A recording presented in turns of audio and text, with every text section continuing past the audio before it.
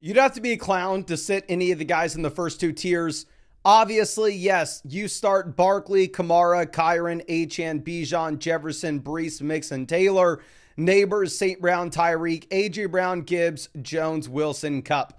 Now, if you wanted to rearrange this list and move Neighbors down 3 spots and move A.J. Brown up 3 spots, frankly, it doesn't matter. You're starting every single one of these options. Now, going over to the third tier, maybe I could see some people having questions with Puka. Well, yeah, Puka, I mean, this past week, very disappointing if you put him in your starting lineup. Fundamentally, are we worried about Puka throwing another punch and getting kicked out of another? No. Puka should be good to go. You go ahead, and if you have him, you play him. Right now, it's actually very interesting is looking at projections. Underdog Fantasy, at least, has Puka ahead of Cooper Kupp. They have him at higher, lower 70.5 receiving yards. Going over to Christian McCaffrey, of course, with the majority of players, when they are coming back from a serious injury, I'm always the guy to go, you know what? Can't hurt to wait a week. Can't hurt to wait a week and see what TJ Hawkinson does, and then maybe you get him in the second week if you like it. McCaffrey's a different player, right? McCaffrey's a different tier. Am I immediately thinking McCaffrey comes in this game against Tampa and he's the best player in fantasy football? I can't guarantee that. I'm not going to put him as a tier 1 option immediately. I think you have to be slightly hesitant. But the fact of the matter is, he is Christian McCaffrey. If he plays, he's in your lineup. He is playing. And honestly, I very easily could see a world in which CMC is at 1 in these flex rankings next week. Deebo Samuel, you have to play here as well. I understand with Deebo, yes, we've had some disappointing performances as of late as well, but this is a phenomenal matchup going up against Tampa. You have an implied team total, which puts the Niners as the second highest scoring offense in the NFL this week. This Bucs defense has allowed, I want to say 12 touchdowns over the past 3 weeks as well through the air. You have no Brandon Ayuk. Deebo Samuel should be fully healthy coming out of the bye, so I'm super excited about Deebo. I'm assuming that Drake London's going to play. So London, you saw him practice on Wednesday. He practiced on Thursday. I would really like to see the practice on Friday be a full practice. Obviously, I'll be live streaming later tonight, and I will give you all the updated practice reports.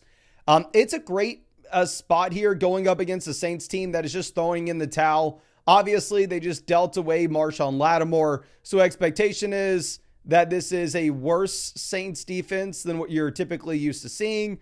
You have a massive change with the coaching staff here. So, I mean, it is a good spot to just go ahead and call London the must-start player, regardless of what the matchup is. Devontae Adams, it's a good matchup going up against Arizona. I've said this a couple times now, but I really do view the Jets receivers with Devontae Adams and Garrett Wilson as like the poor man's Rams receivers with Cooper Kupp and Puka Nacua, in that it's an extremely concentrated offense. Absolutely everything is being funneled through these two names.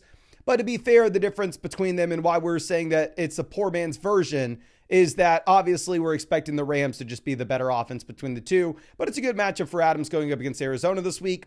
James Cook going up against Indy. Do want to reiterate, he's a must-start running back every single week. You have the usage in the red zone. You have the usage as a receiver. And this is one of the better offenses in the NFL. Right now, you're sitting with an applied team total of about 25 points this week. The only teams that have a higher implied team total to play on Sunday are the Niners, the Rams, the Vikings, and the Lions.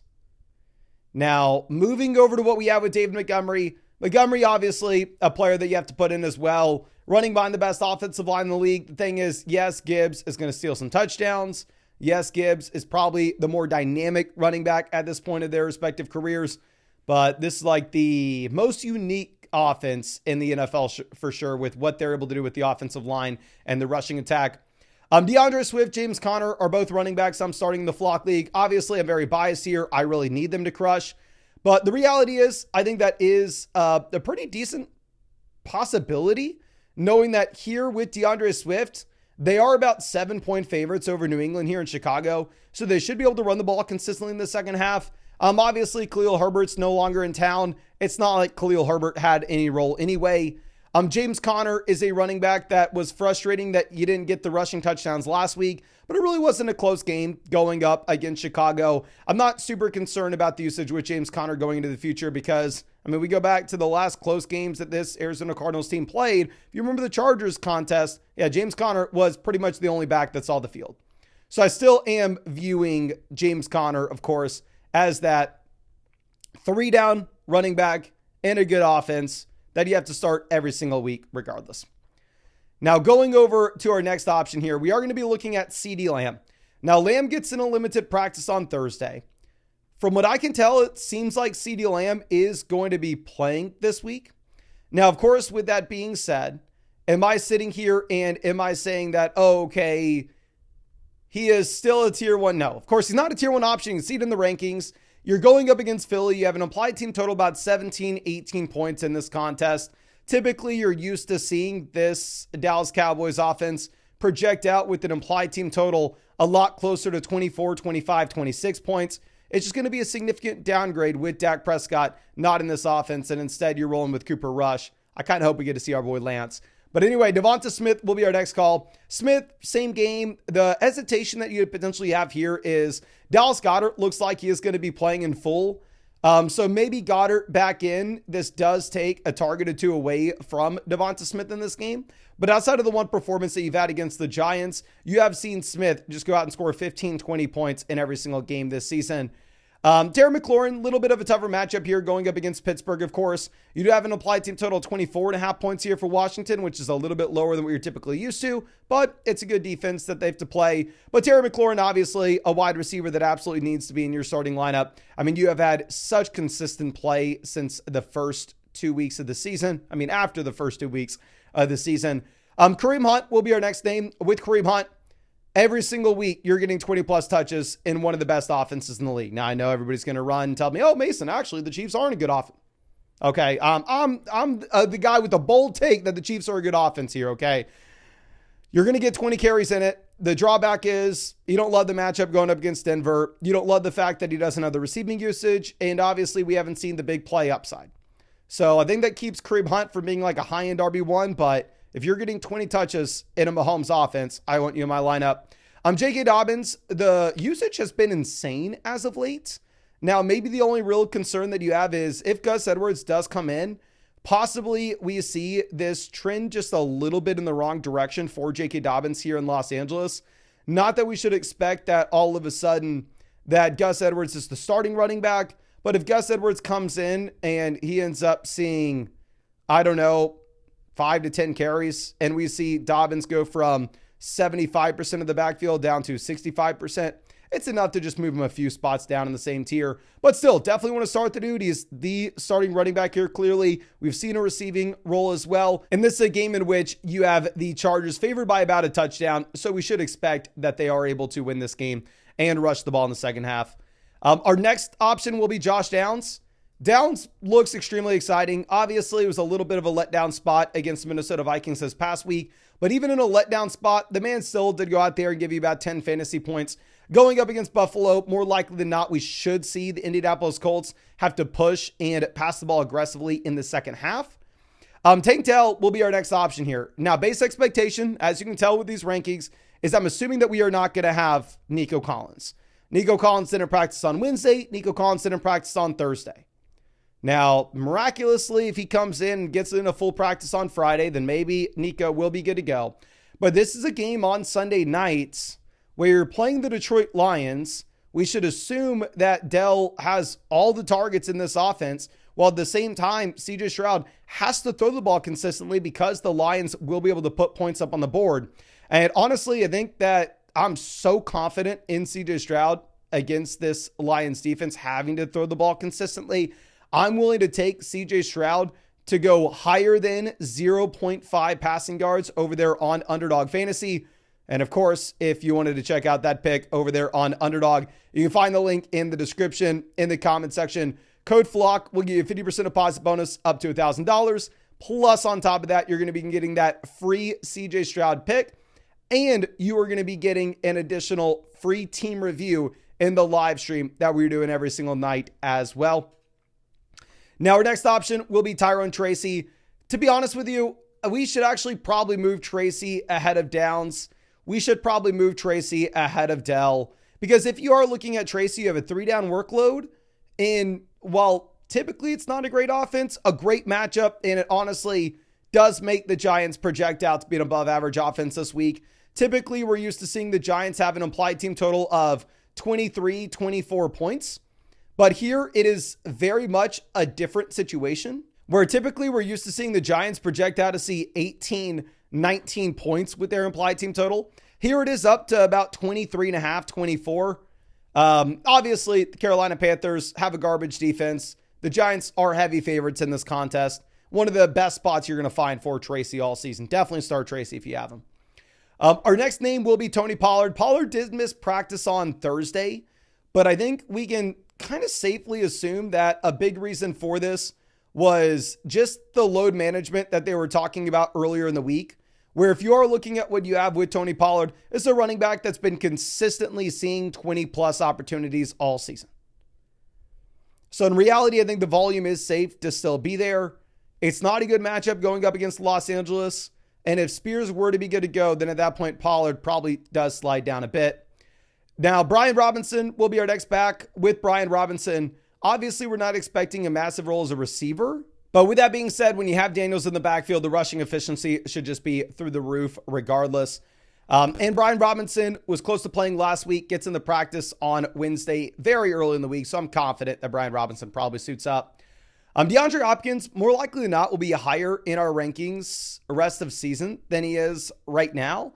The issue for Hopkins this week, of course, is you're going up against the Denver Broncos.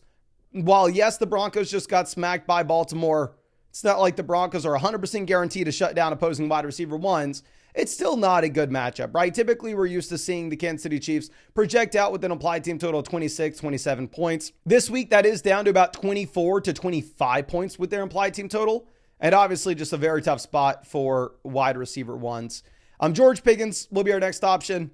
With Pickens, he looks like a locked and loaded wide receiver 2 with Russell Wilson under center as opposed to Justin Fields, where obviously there is more passing volume in this offense. Amari Cooper could actually rise up in these rankings with how things are currently trending. Obviously, I just want to be a little bit careful with ranking Amari before we know 100% that he will be good to go. Because if you are looking at Amari Cooper, obviously this is a receiver that missed last week. But this week, it's shaping up that Amari himself should be healthy. And the guy that potentially is going to be missing here will be Keon Coleman. Now, Najee Harris, Ramondre Stevenson will be our next two options. I'm probably playing both these guys in the Flock League as well, my two flex spots. Looking at Najee, the receiving usage hasn't been there since Jalen Warren's come back in, but it's just been a much better offense with Russ, where you've seen 3 straight games for over 100 rushing yards with Najee Harris. With Ramondre Stevenson, we've consistently seen if the game is close, he's a great option in fantasy. If the Patriots get blown out, Ramondre Stevenson is garbage and they will go away from him. This game against Chicago is not a good matchup. And right now, you do have the Patriots as about 7-point dogs. So with that in mind, I definitely think you need to be concerned that you may not see the boom game from Ramondre Stevenson like we had in last week's contest. Now, our next name will be Chuba Hubbard. Obviously, Hubbard gets the $33 million contract extension, and I just have no idea what the hell the Carolina Panthers are doing here. Not that Chuba Hubbard's a bad running back by any means, but why the hell are you paying Miles Sanders a bunch of money to then just go through and draft Jonathan Brooks in the second round to then follow it up with paying Chuba Hubbard $33 million? Makes no sense, but that action from the coaching staff probably indicates that, yes, even if Brooks is back in, Hubbard's going to be the guy. Hubbard will have a very large role here. So I think you can still start him. I'm definitely lowering my expectations, of course, with Jonathan Brooks potentially in this offense this week. Now, going over to what you have with Ladd McConkey. If you're looking at Ladd playing the Tennessee Titans, may not be the best spot in that obviously this is a Chargers offense that when they get the ability to, they are trying to go out there and run the ball consistently. And going up against Tennessee, we're going to assume that they are able to do that as 7-point favorites. But Ladd pretty much every single week leads his team in targets. Expectations are that Ladd is the number one option. Now, Darnell Mooney is the next play. If you are looking at Darnell Mooney going up against the Saints, it's definitely an exciting option in one way in that the Falcons have just consistently over the past month really projected out to be one of the best offenses in the NFL every single week. Obviously, you always have the spike week upside here with Darnell Mooney. Now, of course, this is a ranking operating under the assumption that Drake London is good to go. If London were to get ruled out, then at that point, you could see Mooney not only rise a tier, but maybe rise to the top of the tier above him as well. Khalil Shakir will be our next name. Is probably the highest we've ranked Shakir all season. But with that being said, the expectation that I have at the moment is that Keon Coleman is going to miss. And if Keon Coleman does miss, then obviously Shakir is much more appealing. But if Keon plays, we'll move Shakir down. Brian Thomas Jr. is going to be our next wide receiver here. Obviously, Brian Thomas Jr. we had as a buy low candidate this week. That was before we realized that it looks like they may just be shutting down Trevor Lawrence. Now that you have no Lawrence in this offense, you actually saw the implied team total fall from about 22 points here for Jacksonville down to about 18 to 19 points. And now the Jags project out to be one of the worst offenses in the league. So it is tough. I'm definitely a lot less excited about starting Brian Thomas Jr. than I otherwise would be. Now, of course, I don't want to overreact here. It's not like Lawrence was an elite level quarterback in the first place. And Brian Thomas Jr. did have a career high amount of snaps and routes run this past week, if we are going to give him his credits. Marvin Harrison Jr. will be our next option. With Harrison, he's been extremely up and down. You really haven't seen consistent volume. You've had big plays, though. The issue is this matchup in particular, going up against the New York Jets, is one that we would try to avoid if possible. DJ Moore has been very bad. Obviously, the passing volume has fallen here. Not only has the passing volume fallen in Chicago, but at the same time, you have Rome Odunze getting a little bit more involved as well, which is kind of what you'd expect with the rookie wide receiver coming out of the bye. I don't know. I would pivot off of DJ Moore if we can as the low volume wide receiver one in an offense that doesn't really throw the ball effectively. Rico Dowdle will be our next play here. With Rico Dowdle, obviously, you had the massive breakout this past week, pretty much a career high game. I would love to say like, oh, Dowdle's a must start option every single week going into the future. We had him as the buy low candidate after the Detroit game. But the thing is, with no Dak Prescott, again, this is going to be a much, much worse offense. And yeah, these last two tiers are like guys that I don't want to start, but if you have them, you may not have a better option. Cortland Sutton, Calvin Ridley are going to see volume in bad offenses. I know maybe people are viewing the Broncos offense is good. It's not. The Broncos had some pretty favorable matchups during the season. Bo Nix had a nice little stretch of games. But in reality, we saw the Broncos obviously implode this past week. And right now, sportsbooks are giving them an implied team total about 16.75 points. So expectations are that this is, yet again, a very bad offense. Jalen Waddle, I have in the Flock League. I am personally benching him. And instead in my flex spots, I'm putting Najee Harris and Ramondre Stevenson. It's a spot in which it's hard to be super excited about a receiver that we have not really had a viable game from outside of week one. Week one is the last time Jalen Waddle did anything in fantasy. Rachaad White had 3 carries last week, and now he has to play the Niners. Obviously, he saves the day with the touchdown, but still, I think it's very difficult to be excited about White.